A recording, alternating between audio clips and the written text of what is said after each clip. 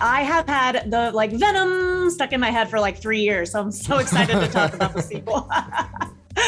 I want to start with bringing Andy Serkis on board. I read that you had personally asked him, what did you feel like he brought to the Venomverse that was unique? I reached out to him. It was a unanimous decision within Sony, and when it came to the point of looking for a director for Venom 2, who would be the person that we felt would be most the right fit, the right fit to push the next to the next level, of what we wanted to achieve. And obviously, Andy covers bases immediately. Me and Kelly were thinking, my partner in crime, Kelly Marcel, that Andy has not only a language that works in two ways. He's directed in some aspects an apprenticeship or an internship, if you like, with Peter Jackson on the Lord of the Rings and Hobbits and stuff. He's taken care of second unit directing on that and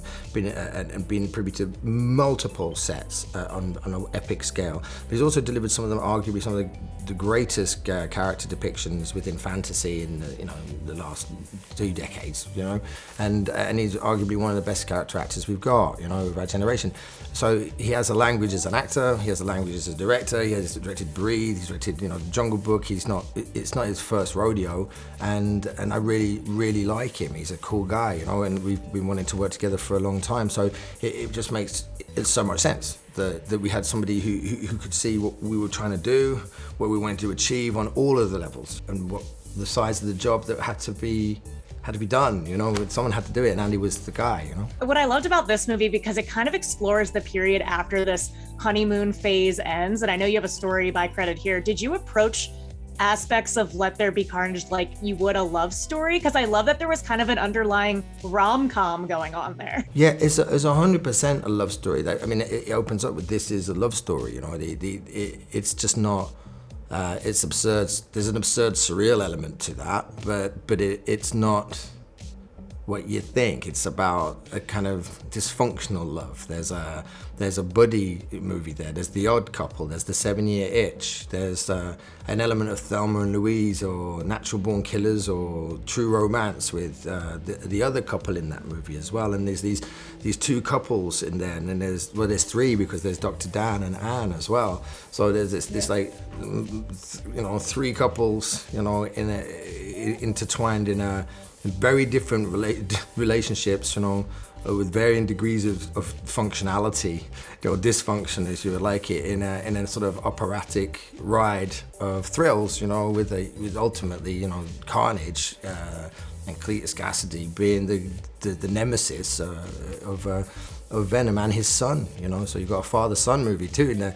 So we came at it from lots of angles of how do we make this? How do we get more out of our characters that we love? How do we introduce new ones? How do we make comparative reflection between the couples and love and what's that about? But also it be good fun. Speaking of introducing new characters, what do you see as the future of Venom? Do you have more ideas you want to tackle? Is there a plan in place for more movies? Oh, there's always a plan in place for more movies. There has to be. You can't start one without thinking about the next one, in that aspect, because this one will lead to that one. If it goes, so you have to leave your ley lines out just in case, it's successful, which you hope it is, and you put everything into it and make sure that this film is, if it's the last film that we make, is fully rounded and is just standalone. But there will always be a reach out to the next, and then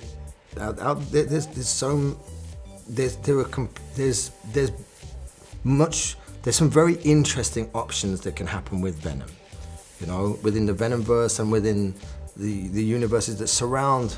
The multiverse is kind of cracking open a bit. Yeah, it's really hard because, for me and the guys in the Venomverse, we came together under Sony, and that's who that's who we work for, that's who we run with, that's our team, And there's, obviously We just look at it as creatives and say, look at all of these things we could play with. But we really have to establish ourselves as somebody that maybe they want to play with, you know?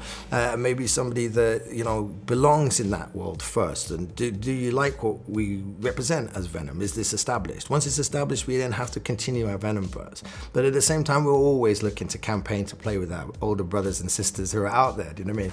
Whether we can connect the dots, that's, you know, that's up to, you know, the constellations, and that's above my pay grade, but we would be remiss not to think about that.